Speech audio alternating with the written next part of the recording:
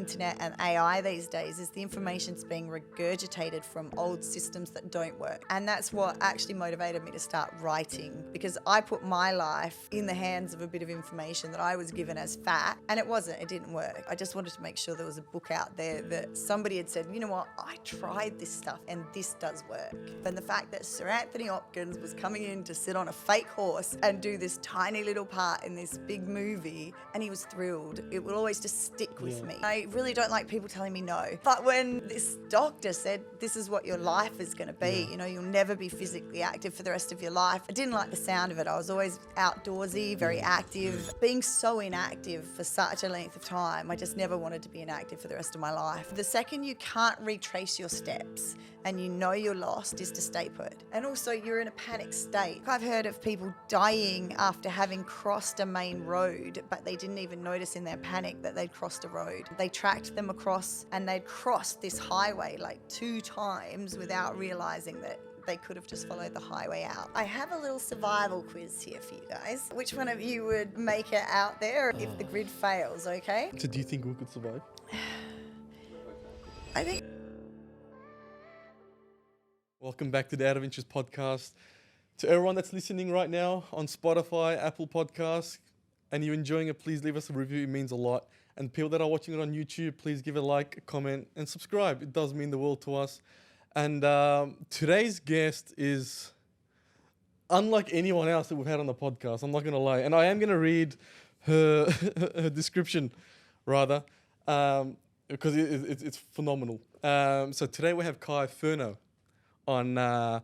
So welcome, Kai. She's a world-leading survival expert, stunt woman, TV host, and author. She was on Naked and Afraid on Discovery Channel and Outback Lockdown. And perhaps this is the cool part, you know, she's been on as a stunt woman on The Avengers and Thor, which is pretty cool. So join us on welcoming Kai. Kai, thank you so much for coming on the Out of Interest podcast. I am going to start with very personal agenda here. Right. And I know this one. This is not good. Wade put Avengers and Thor because I have a man crush on Chris Hemsworth. You know, everybody Did you should meet have him? a man. Of course I You met met him. How Yeah, is he's amazing. Man, woman, child, everybody should have a crush on Chris Hemsworth. You have a crush on him? I mean, he was a delight to work with. Out of my top 2, him and Hugh Jackman are definitely way up there. And I got to work with him for like 7 months. So he knows you exist. Well, yeah, he knows. That's He's amazing. probably forgotten by now. Oh, you know, damn. I was Lady Sif's double, but I was there side by side with him in a lot of the fight sequences and. You know, training most definitely, and then the after party. So I think I have officially almost one of the first photos of him and his wife on one of their early dates. No way. But I've not shared it with anybody out of respect. But yeah, Right. so I do know Chris, and I mean probably not personally if I walked up to him in the street now, but I worked So with you've him met for a them long all time. then, all the Avengers. Yeah, they're all just really lovely human beings. Marvel did amazing when they were casting for that. Yeah. They looked at talent and how they would fit the character, but they also just didn't allow anyone who was, you know, had a bad attitude on set. So they were just all lovely human beings. So how'd you end up in that stage, in that set? Well, I'm quite tall for a female in the stunt industry in America, like not so tall around our Australian women now, but and I fought. That was my specialty. So weapons and martial arts were my thing, and they needed somebody for Lady Sif who could do the double-bladed long staff and then, you know, sword and shield fight. And so I had doubled JB Alexander before on a small TV show called Kyle XY. And so when she was up as Lady Sif, we looked so similar. Like you can just shoot us face on. Doesn't look like it now looking at me, but if you saw us side by side, or if you freeze frame the massive jump that Lady Sif does off the top of the roof onto the destroyer, it's just me. It's my face. Like, so we could get away with a lot when I was doubling her as well. That's crazy. So Yeah. you're like the lady doing all the hard work, Yeah, yeah. and they got all the And fame. somebody else gets the fame. I do all the fun stuff, you know. Yeah. That's what I see it Yeah. as anyway. Yeah. So take us behind the scenes, right? You know, obviously we as consumers of this entertainment get the finished article. What's it like behind the scenes? The directors, actors, all the you know the back office staff, so to speak, and all that. How does it all work? Is Oh, it my goodness. fun, stressful, as entertaining as it seems from the end product? How does it all work? It's a massive, massive machine.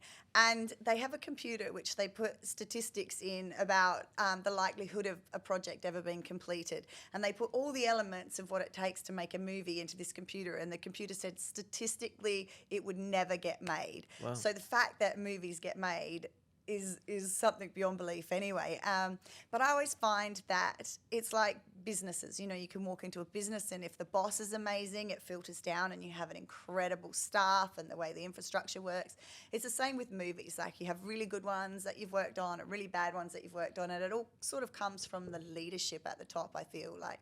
Kenneth Branagh, he's an actor that I'm not sure if you've heard of, an English actor. He's Sir Kenneth Branagh now, but he was the director on Thor, and he's such a lovely, solid human being. And so that filtered all down through the set there. And I also know a lot of the exec producers from Marvel, and they're all such lovely people as well. So they really made sure that everyone on the set was just really good people. So you get good sets, you get bad sets, and at the end of the day, it's this machine that comes together to create something magical that shouldn't work with all those moving parts. Yeah. Is there one memorable moment or situation you'll never forget on set with a very big actor?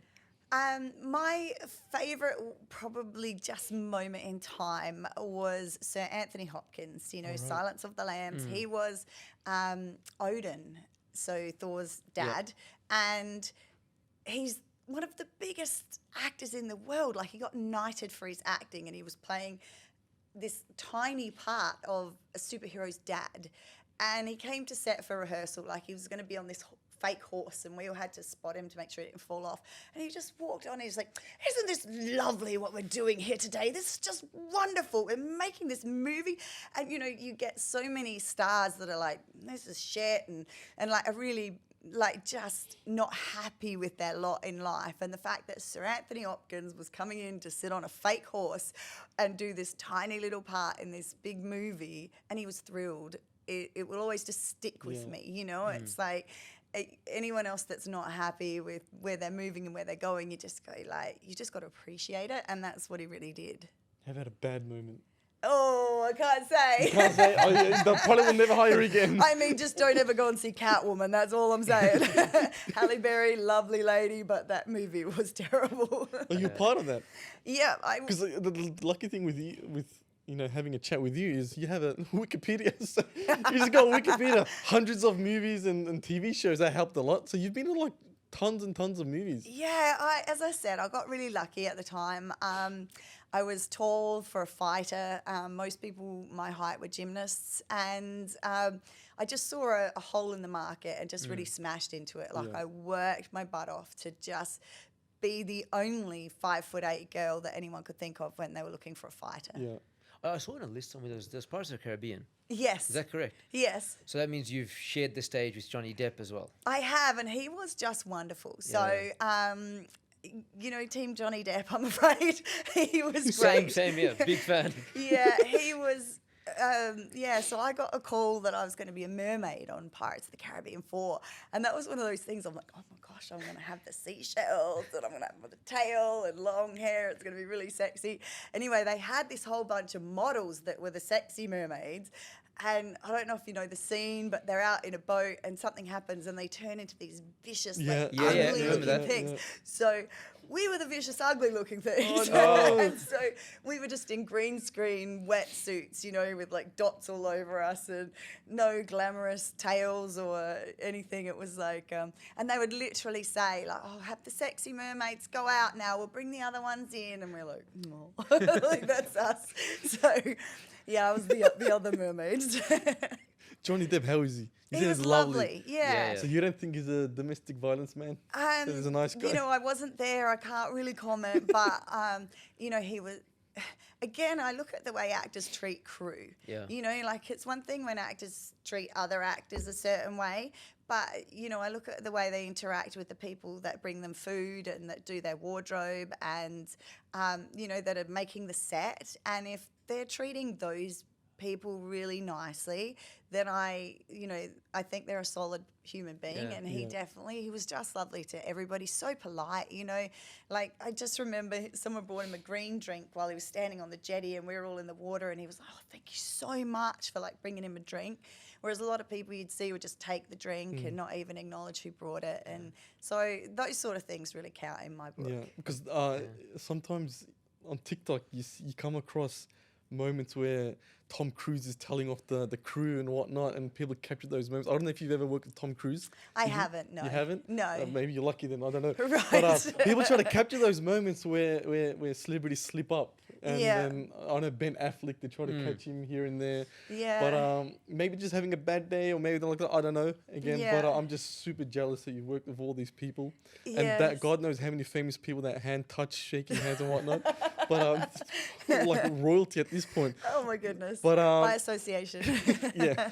But hey, look, we want to touch into your story, right? Enough with the fangirling. And I did some research on you, and you actually went into a very sad car accident at 19, and you were bedridden. You Yes. fractured your spine. Yes. Right. And then when I read that, and then I'm like, she's doing all this. Like, how did how did you go from that Yeah. Big shift. to that? Right. Well, I was always very stubborn. That's what I have to say at first. And then I really don't like people telling me no.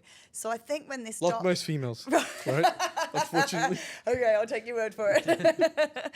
But when this doctor said, this is what your life is going to be, you know, you'll never be physically active for the rest of your life, I didn't like the sound of it. I was always outdoorsy, very active, and, you know, I actually have a Bachelor of Business Management, and I was going into business, but I think when he said, you'll never be able to be active, I went, right. How well, dare you. Challenge accepted. Yeah. yeah, and so I finished my Bachelor of Business Management and never really used it except sort of to market myself as a business.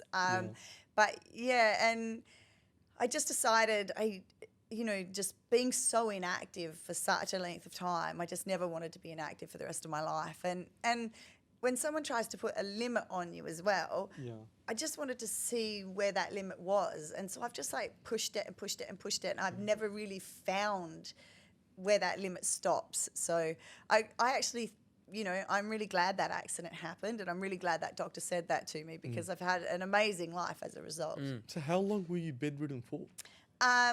It was about 3 months, Okay. sort of immobile, and then a brace, and it took me about 3 years to fully recover.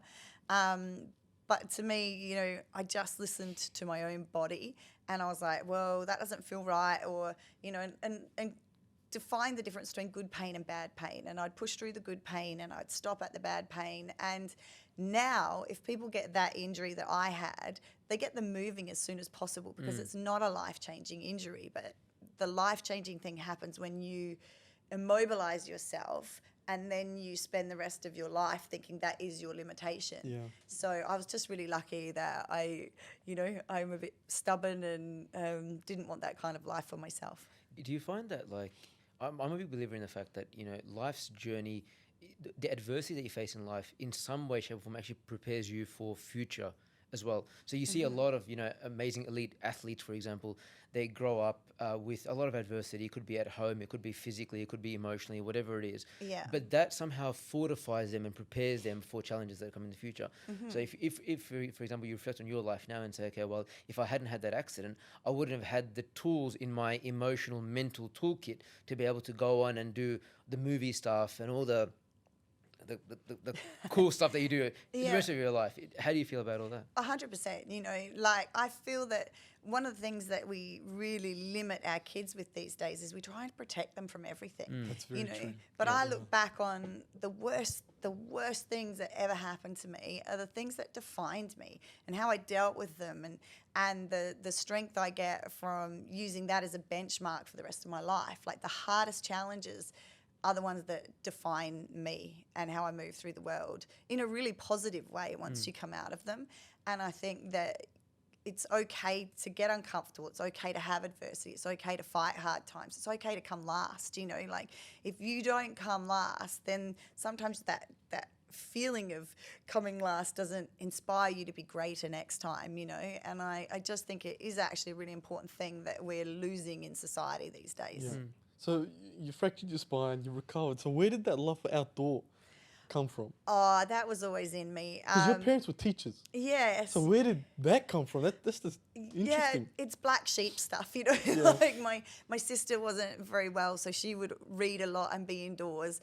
And my dad wanted a son, I think, at some stage on deep level. You know, he was a Aussie rules footy player, and so I was always out kicking the football with him. And then I got a horse, so I was sort of in the outdoors, and then I just realised that was the place that made me happiest. You know, even from a young age, I was out exploring by myself a lot in the, you know, down in the paddocks and in the scrubs. So it was a place I felt most at home.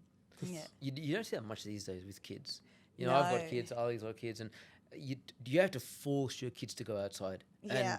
And like my parents tell me about that now. Like we lived our entire lives outside. You know, after school you were kicking a ball outside and whatnot. Now this generation, it's a lost treasure. And I think someone out there has to actually champion the cause and say part of, I guess, parenting or part of growing up or whatever is that you have to connect with nature. Otherwise, you're missing out on something massive. Well, there's all these studies come out about how important it is for kids' mental health as well. You know, a connection with nature, even just being able to see a tree can trigger this dopamine response that like wards off depression and stuff like that. So the studies they're finding is it's actually really important for us to get out, but we're all sort of in our screens and inside and in our comfort zones. And one of the things I do is I run a lot of rites of passage programs for young students, and I also run survival courses for students. And it's one of my greatest things is to watch them interact with the outdoors the way I think they should. I had a group of 60 like inner city year fives out in the bush the other day for half a day, and they came out and they were like, oh, and then like they got dirty, and like I just heard them all getting on the buses and they were like, this is the best day we've ever had, you know. So I think there's something inside them that like registers with it, but they just need a bit of encouragement, and they need to be put in that situation, perhaps even not force them, but without a choice. Like you're going out and you're going to entertain yourselves, and it's always wonderful watching them like be all weird about dirt, and the next second like it's all over their face, and you know they're just really into it. So I think it's at our core. We understand that we should have a connection with it, but there's just not as many opportunities these days. Because everyone's on, you know, their phones, their tablets. You know, kids these days, they have a tablet, right? That's what they're used to, and they don't go outside. It just doesn't. I remember back in the days, like I was always outside. Either playing or playing by myself. The imagination, you just create things. Well, or you go this is outside in the backyard after a rainy day, look for worms. Dig a hole. Right. It was good times, right? I don't know what. I have not seen a kid for the last God knows how many years them doing that. It's impossible. And I feel like a lot of parents these days, they don't. Yeah, you did mention like you're protecting the child. Yeah. But it's like parents cannot be bothered cleaning these days as well. So if that kid gets dirty, they don't want to clean it, right? They just can't be bothered with it, right? They don't want dirt in the house. They don't want dirt on the kid. It's almost like just, here's an iPad, you're clean, stay in the corner, don't disturb me. So would you have any advice for parents where they could, you know, get their kids going? I mean, the biggest thing is just take them outside. You know, I mean, it's... your parents, there was a lot more freedom back then, you know. I remember just heading out the door at breakfast and coming back before dark, you know, and it was safe, you know. There wasn't, I mean, I don't think there's any more threats in the world now, but our knowledge of the threats is probably a lot more. So people are far more risk adverse. But I think that the damage that we're doing to our kids by not getting them out there is probably far worse than a little bit of dirt in the house, you know. So I think we as adults have to lead the way.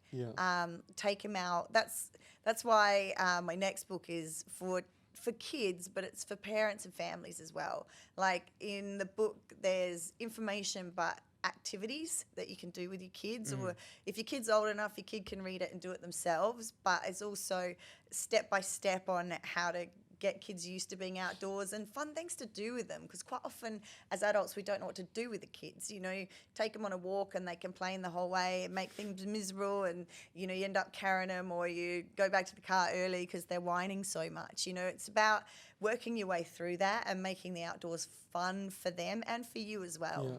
I feel that you're somebody who would hate AstroTurf.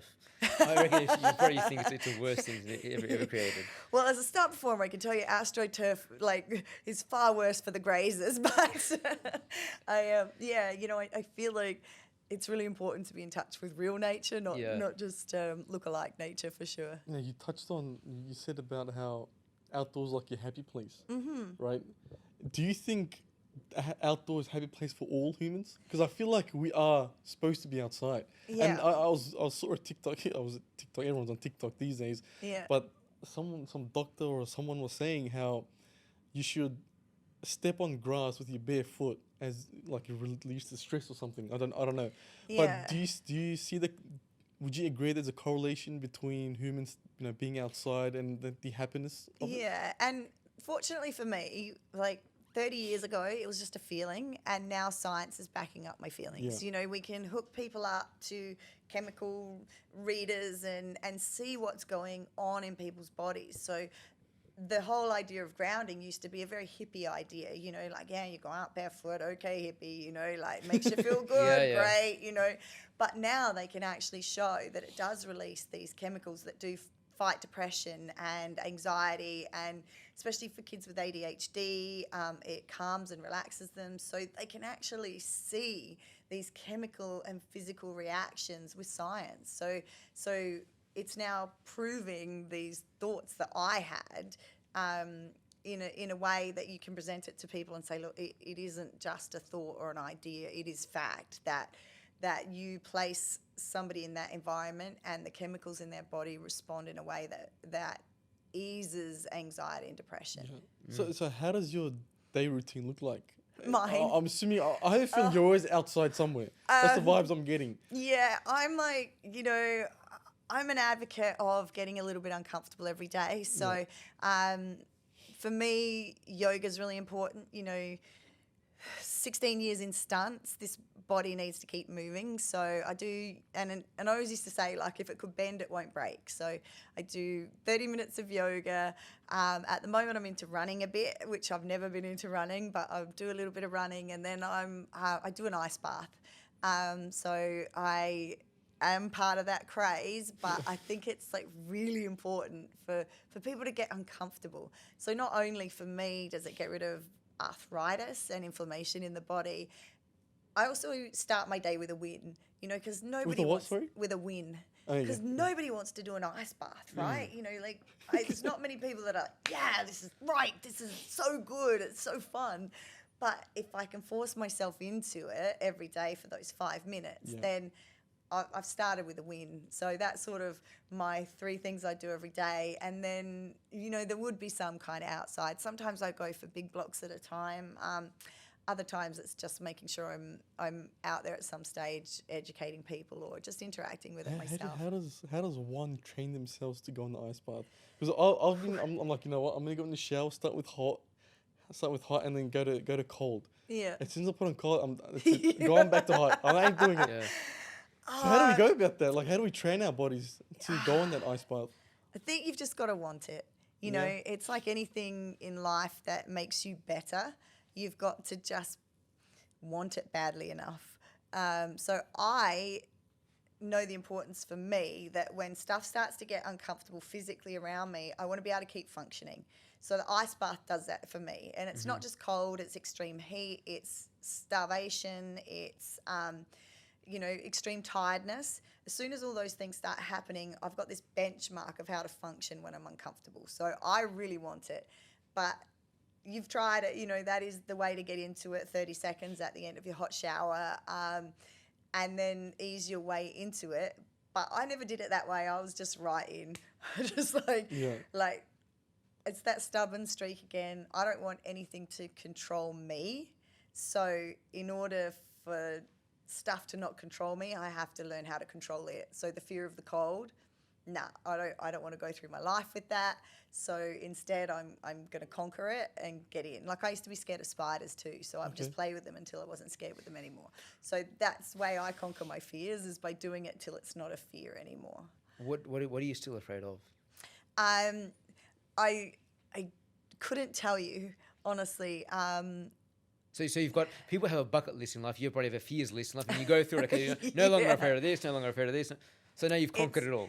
My biggest fears are the safety of my loved ones. You know, like I have a niece, and if anything should happen to her, that would be one of my biggest fears. But I'm not scared of dying any way, shape, or form. You know, like I've as long as it's a good story. So I think as a stunt performer, you deal with fear on such a daily basis that you realise it just is not effective in life, and you just learn to get rid of it really quickly. So I can't tell you the last time I was scared. It used to be public speaking, but I do a lot of that now. Wow. I'm like a motivational speaker.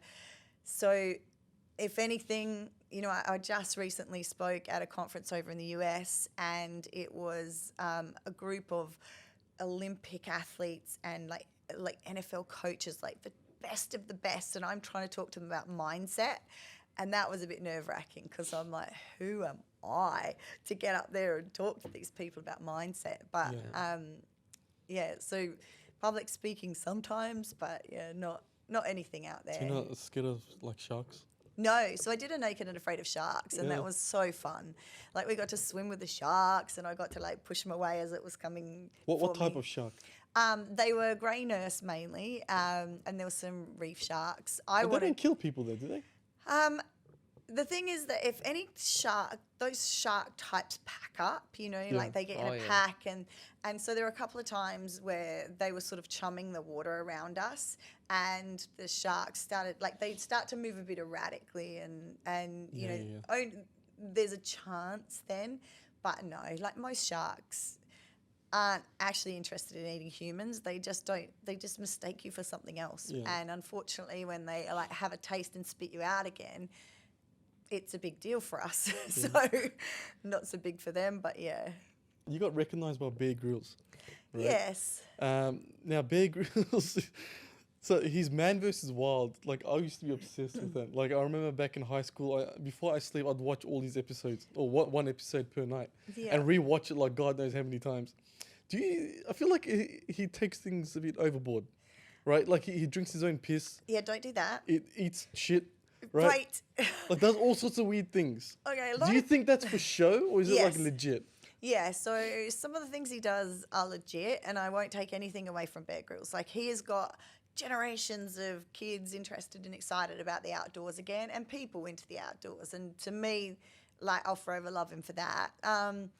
But a lot of the survival stuff he was showcasing was a bit sensationalized, which is part of the reason I started writing books, was because the amount of people that were like, I'm going to drink my own pee. And I'm like, oh, God, don't do that. You know, like your pee is a waste product, right? And it's full of stuff that your body's decided it doesn't need and has gotten rid of. So you drinking that again stresses your kidneys out and can cause your kidneys to shut down. So you actually, by drinking your own pee, you could kill yourself faster than not drinking anything at all.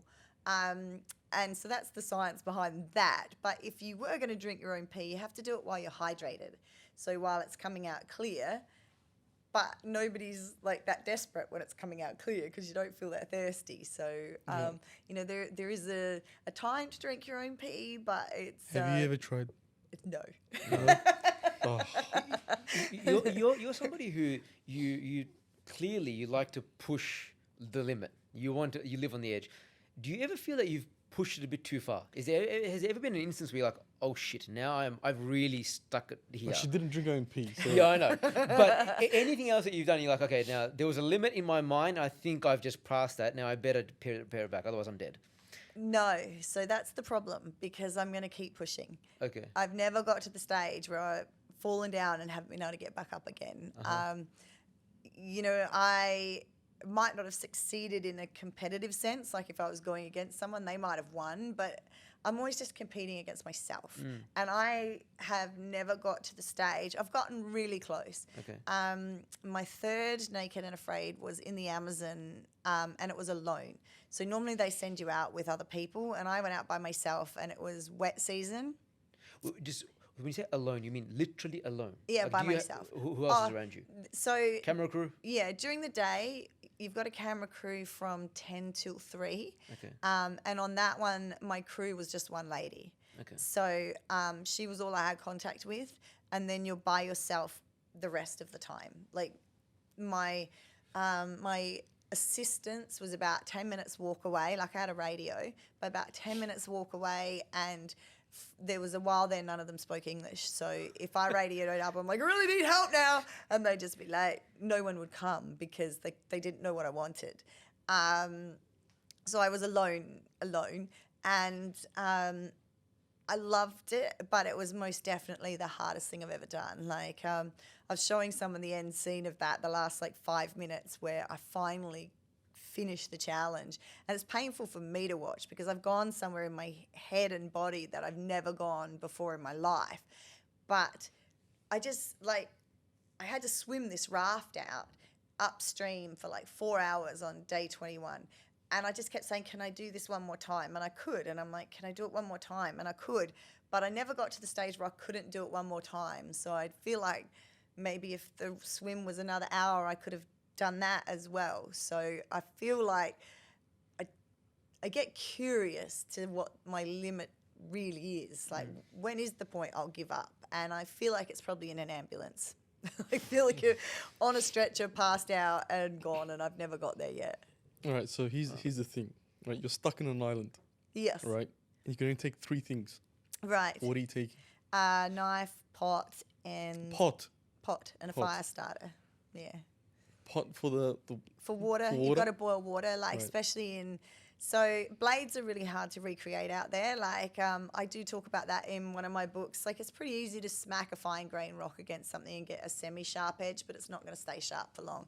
So with a knife, you can take care of most of your other needs. The other thing it's really tricky to do is purify water and collect water as well. So pot's just really handy to be able to boil water. If you don't have fresh water, you can either catch rain or you can create like a saltwater still to get fresh water out of the salt water. And then a fire starter, because I can make fire rubbing 2 sticks together, but it takes a lot of calories. And I'm always looking like, how many calories am I burning in order to survive? So, and also it requires a really specific type of wood. And that may or may not be on that deserted island. So I'm always going to find, and fire is so important, for morale, for signalling, for boiling your water, for cooking your food. You can eat the worms raw, but they're much tastier, much tastier roasted.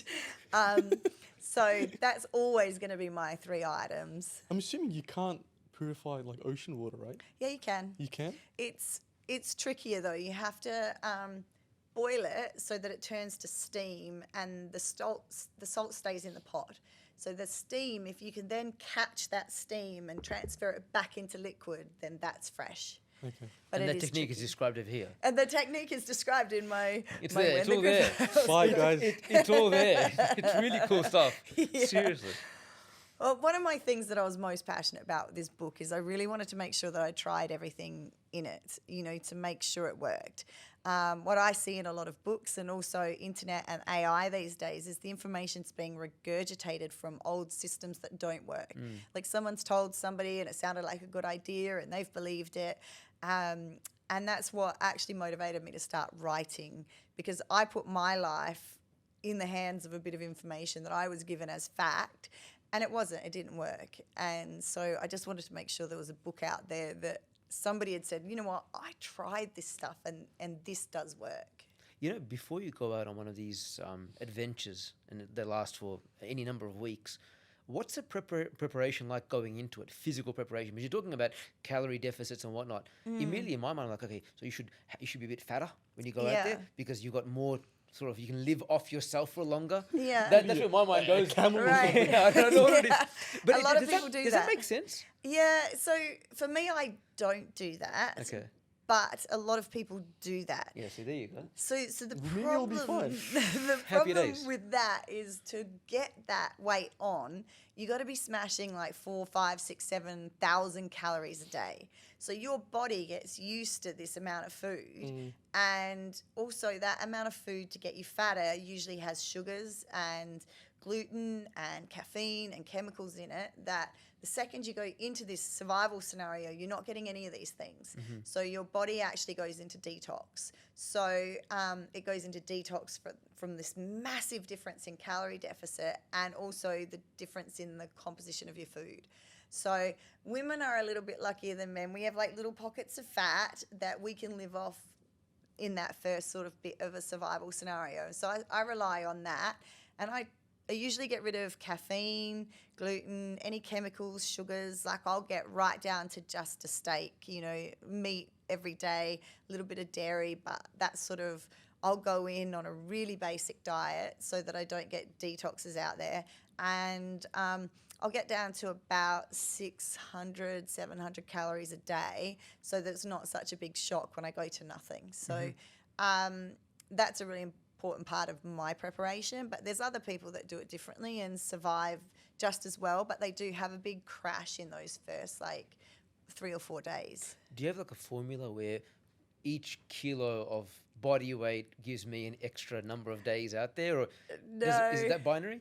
It would be, but Yeah. my brain doesn't function like that. Like I'm a much more feeling sort of like, I'll just go with this based person than probably mathematical, but it would every kilo would help for sure. So this next segment is brought to you by the Halal Money app for your transactional needs, as well as ETF, stockbroking investments and term investments, all in a Sharia-compliant manner. The app is available on the on Google Play and the Apple App Store, so download today. All right, so I have a little survival quiz here for you guys.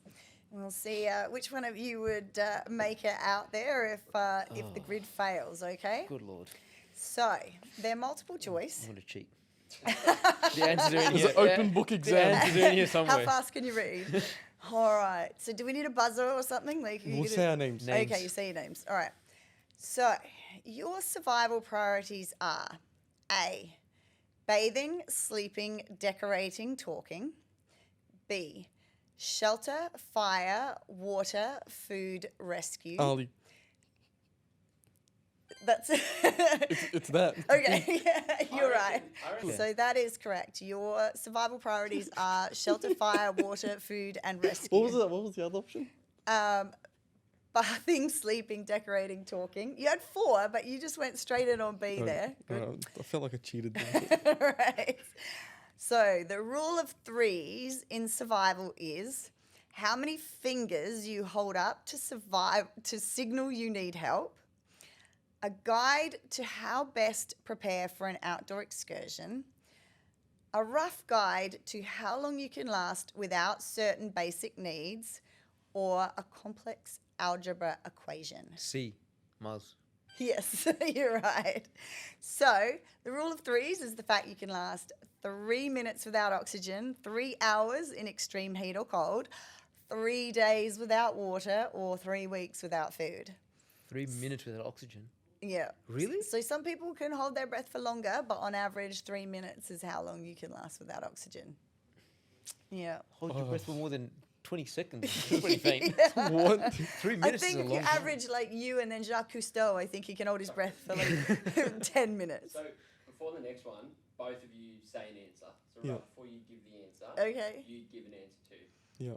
All right. Okay. So number 3, if you don't have a blade, you can make a sharp edge out of A, shells, B, rocks, C, bone, or D, all of the above. All of the All above. of the above, yeah. Yeah. Well, you're both right. You Yeah. can Oh, make yeah. a sharp edge out of all of those things. Yeah. So basically anything out there that you find that's sharp, you can use as a knife. But shell would break quick though, no? A lot of that stuff breaks quickly. That's why a blade is always my number 1 thing that I would have if I could. Yeah. 4. Which of these is not a way to find water in the outdoors? A, follow animal tracks. B, dig in a damp area. C, walk up a dry creek bed. or D, follow smaller seed-eating birds? Mars. D. I'm gonna say C. You're going to say C? You're correct, because you have to walk down a dry creek bed because Okay. water flows down. Mother, come on. Yeah, a good guess. It's legit.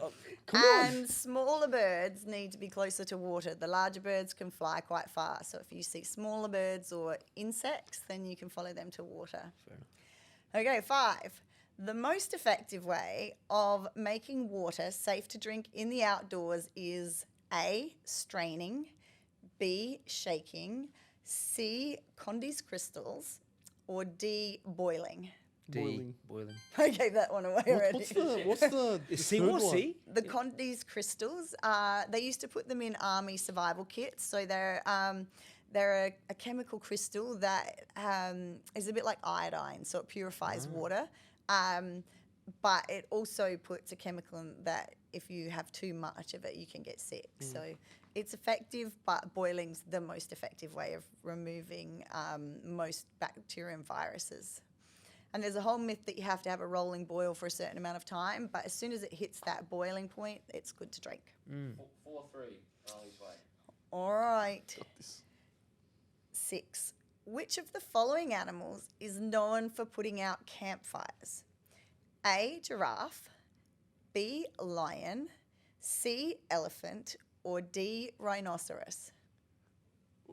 What? What the hell? One of them does that? Absolute psycho. I reckon giraffe. All right. I reckon an elephant. Okay, you're both wrong. It's the a rhino. rhinoceros. Yeah, oh, that was gonna be. Oh no. So that's one of my little favourite facts is the rhino is like the fireman of the bush in Africa. So they'll come running into your camp and just like stamp down on the campfire and try and put it out, which can be quite scary so in the middle of the night. That's Yeah, so cute. they're worried about the bushfires. Okay. 7. Some plants to avoid if you can't positively identify them are A, mushrooms, B, beans or bulbs, C, red plants, or D, all of the above. All of All the above. Yeah, you're both right. So 8 sort of missing the bit underneath it.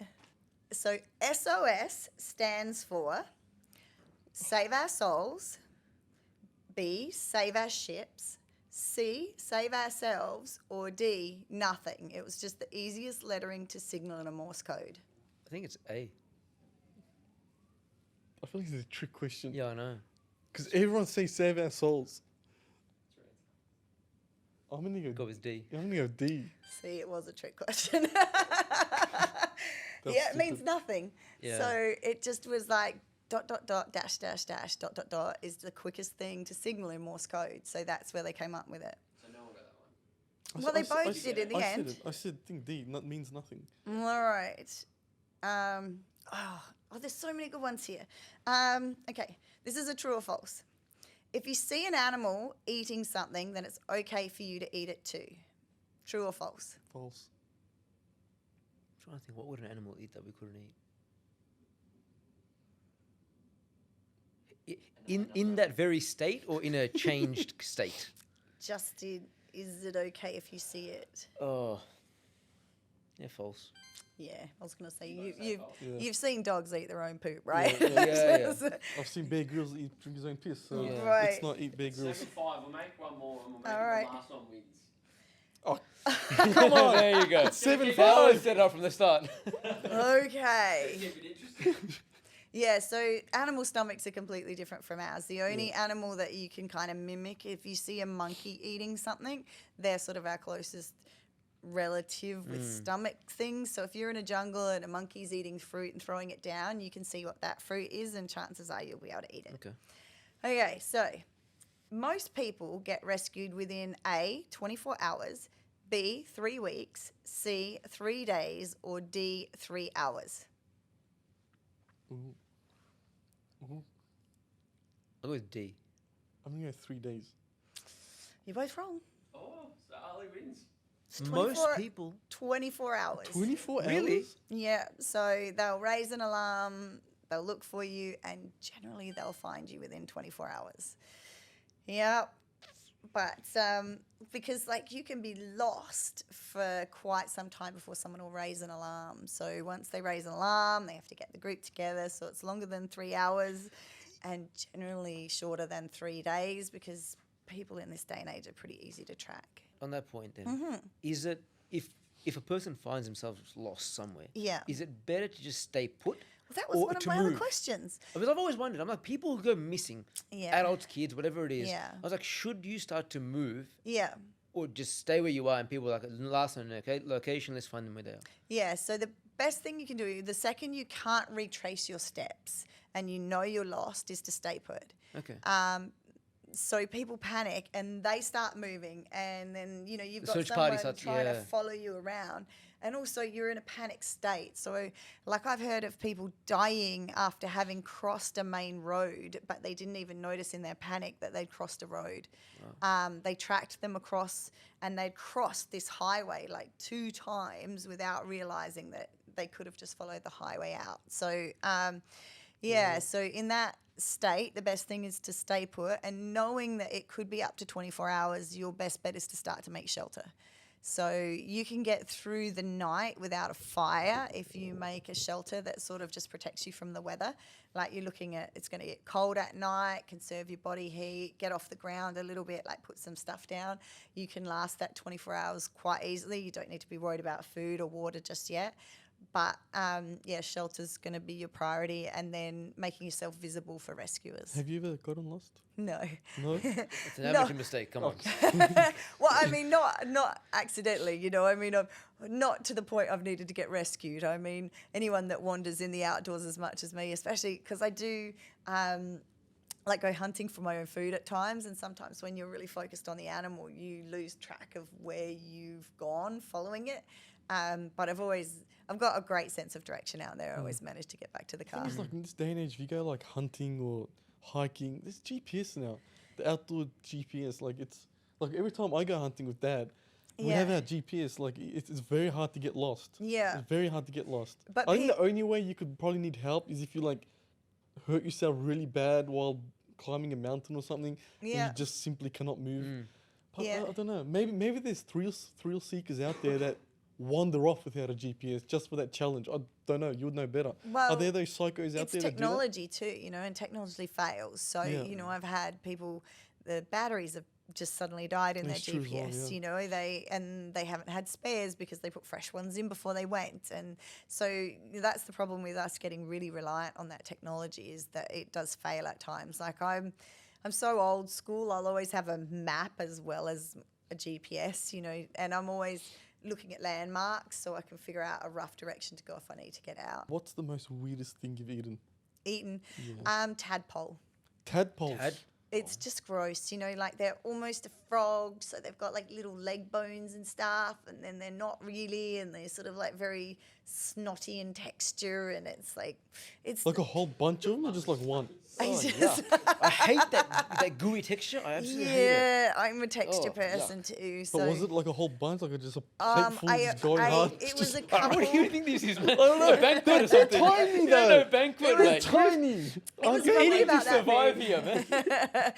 We just had caught a couple and boiled them up in the pot to eat, and it was but I mean, I've eaten a lot of grubs to survive, and I quite like the grubs because they're kind of nutty in texture. Nutty. There's a recipe book over here. Seriously, you've got an entire recipe book here. Look, check this out. Grubs.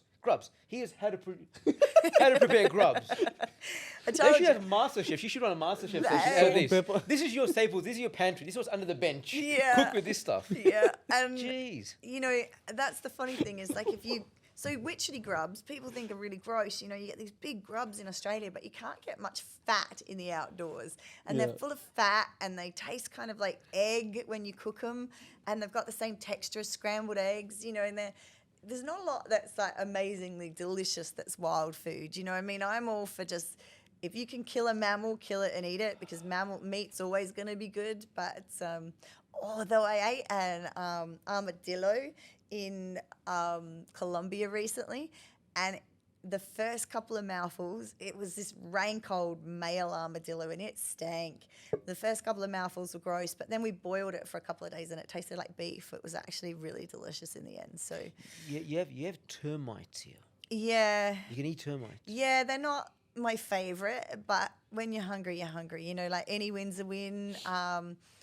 You eat enough of them, you don't feel like eating anymore. Like, not necessarily full, but they have a certain sort of, I think it's formic acid in them, and it just stops you feeling hungry because they're not that delicious.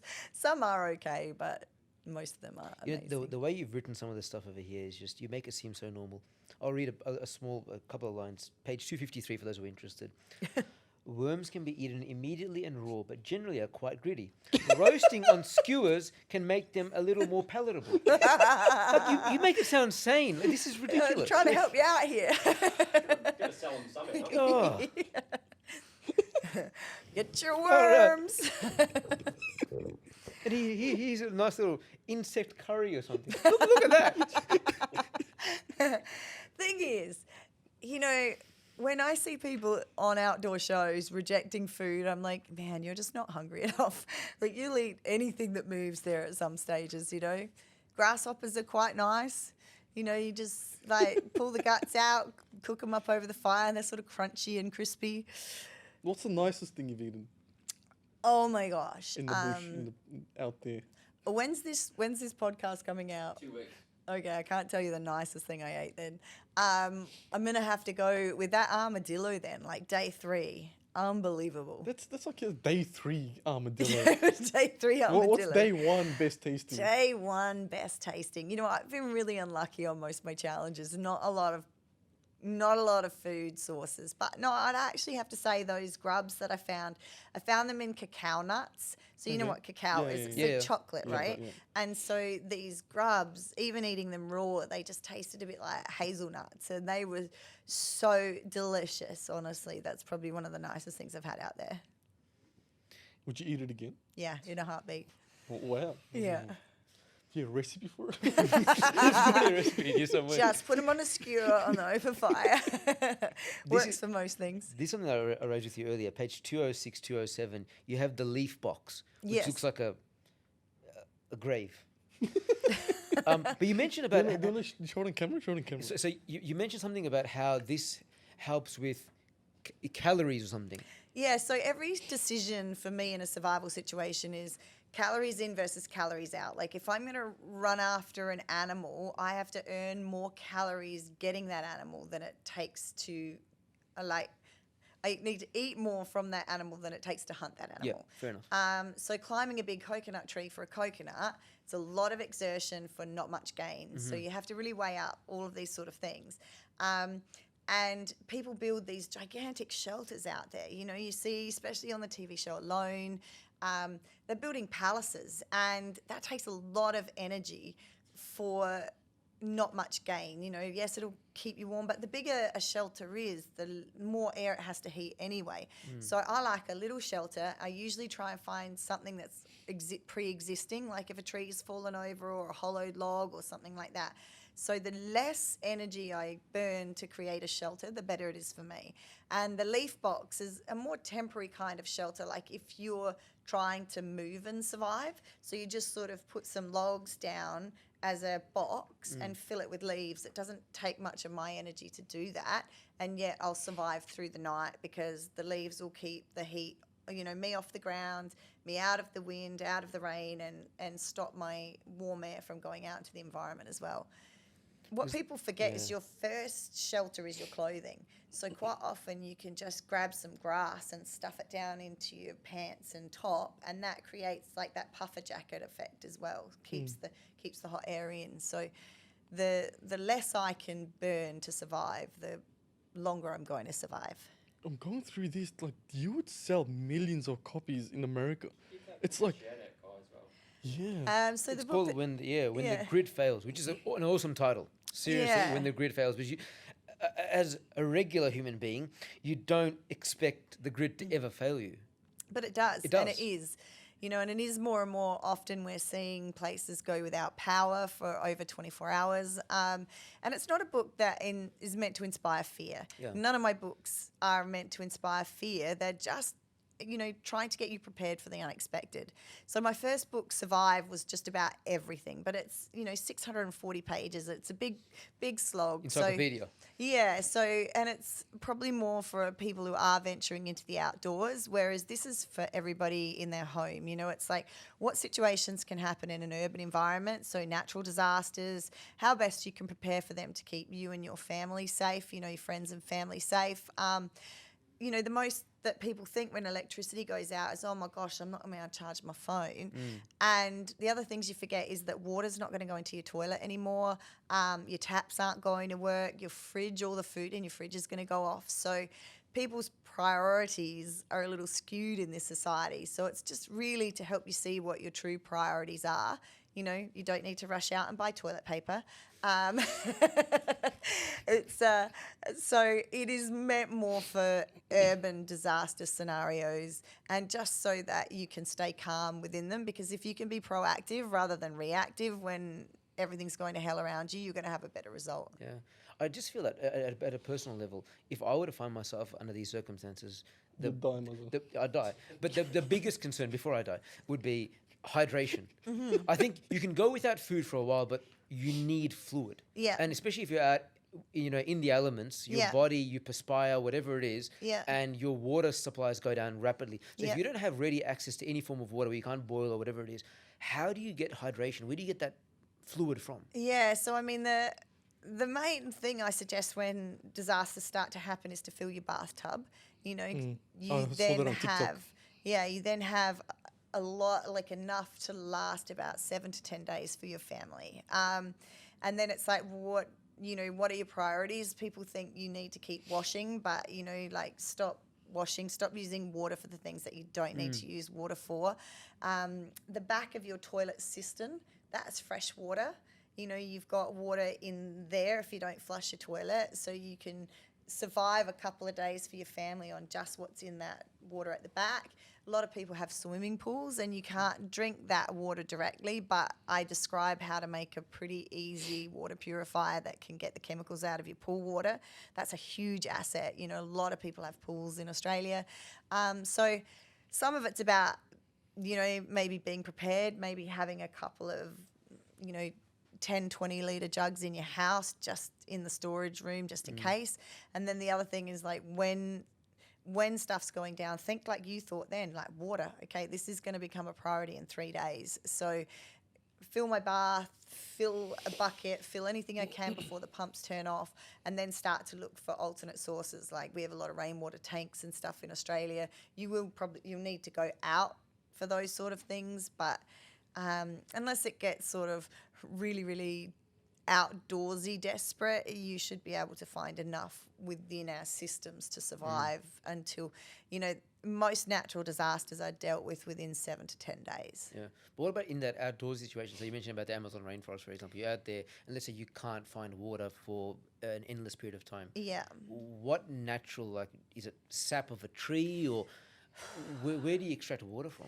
It's really tricky to extract water from other things. Like, you've got coconuts, that gives you a good source of hydration. But again, it's just luck of the draw. Like, where are you?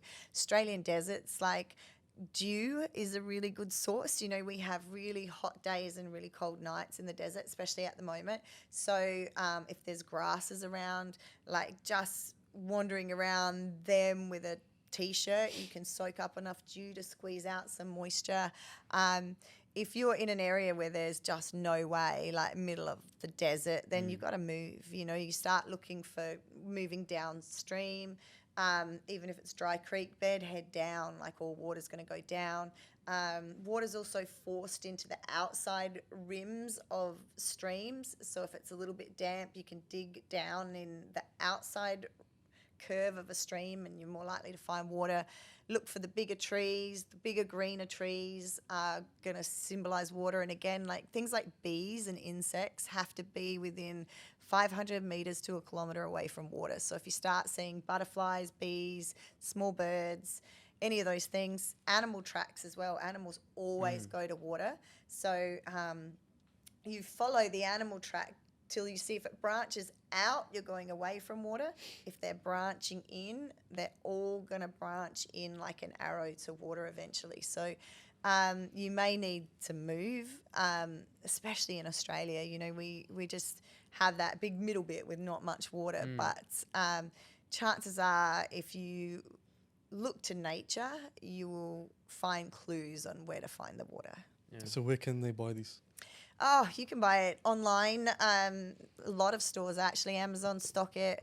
It was put out by HarperCollins. I was really fortunate, and they've taken a big interest in my work. So a lot of bookstores stock it. I sell signed copies, a little bit more expensive because it costs me. But yeah, you can get a signed copy from my website at kitefurneaux.com. But yeah, most bookstores sell it. I'm really lucky. They've picked up all my books. My latest was The First 36 Hours. So that's what to do in those critical times and that first 36 hours of a disaster. You can find that. I've got a girls book, Girls' Own Survival Guide. That was my first book. Somebody suggested to me that survival was a men's game, so I got all a bit like, excuse me. And so, yeah, Girls' Own Survival Guide, Survive, When the Grid Fails. I've got one just about fire as well. And then hopefully the end of this year, one coming out for families and teens. All right. Go buy it, guys. I feel like the Americans will love this. There's They a lot do. of there's a lot of things that could help them out. You know, how to survive a tornado, hurricane, It's sold a worldwide. riot. You know, active Yeah. shooters, terrorist attacks, Yeah. dud president. It's all there for you guys. There's It nice is. pictures and stuff. Just go buy it. Go buy Check it it. out. It's actually sold more in America than Australia. Yeah, I can imagine. Yeah, it would. It's Yeah. for these guys. They, the first book went into reprint within a month, so they do love it. You can get it in Europe, like it's worldwide. I've been really lucky with it. So, Hey Kai, thank you so much for coming on. oh, thank you. I hope you guys enjoyed it. If you liked the video, if you liked the podcast, give us a review like I said at the start. Subscribe, like, comment. Kai, any last words? No, well, just get prepared so that you're not scared Just out buy there. it, guys. That's all she's saying. Buy Yeah. it. How much is it? Oh, I don't know. She doesn't know. All right. Just go buy it. And thank you so much for watching. Thank you so much, Kai. Thank you very much. And Thank we'll see you you. guys in the next one. Really